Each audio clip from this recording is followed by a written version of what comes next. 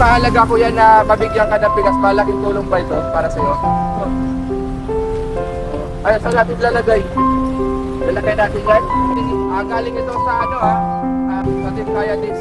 Kay Ate Sara Diskaya. Ano ba ang sabi ko? Salamat po sa Diskaya.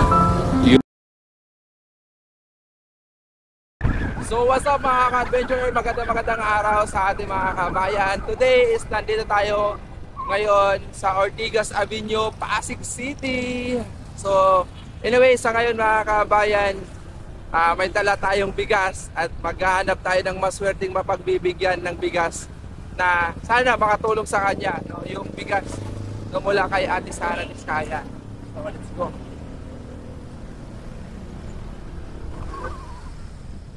Medyo lubak lang yung kalsada.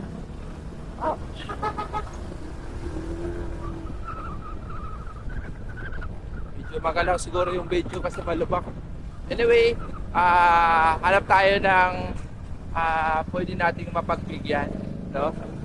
Na ating mga kababayan, di ba? So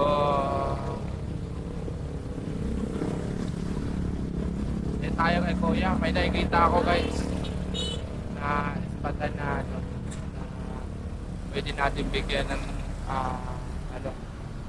bigas.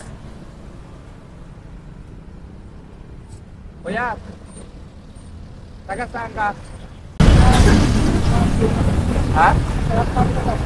Ladwig? Dito sa Pasig? Doon tayo Kuya.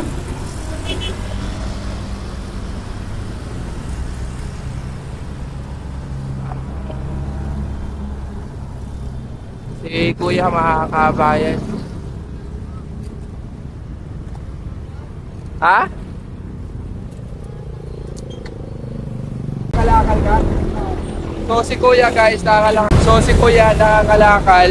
At nakakapagkano kami isang araw? Ha? 30 pesos. 30 pesos? Anong mabibili mo sa 30 pesos na kinita sa isang araw? 5 lang. Ito ba yung binibigyan mo ng pagkain? Sarili lang.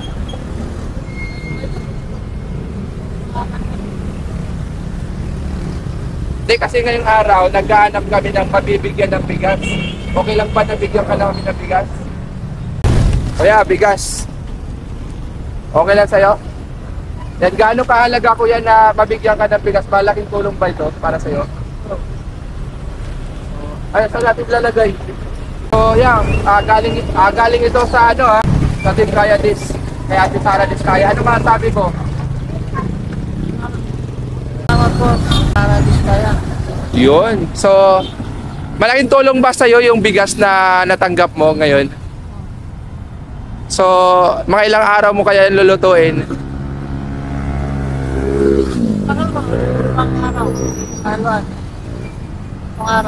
Mga 3 araw din. So 3 araw din lulutuin ni Kuya. Kuya, bilang isang Pasigueño, ano ba yung dapat maitulong sa'yo? Ha? Bigas lang? Okay na sa'yo yung bigas?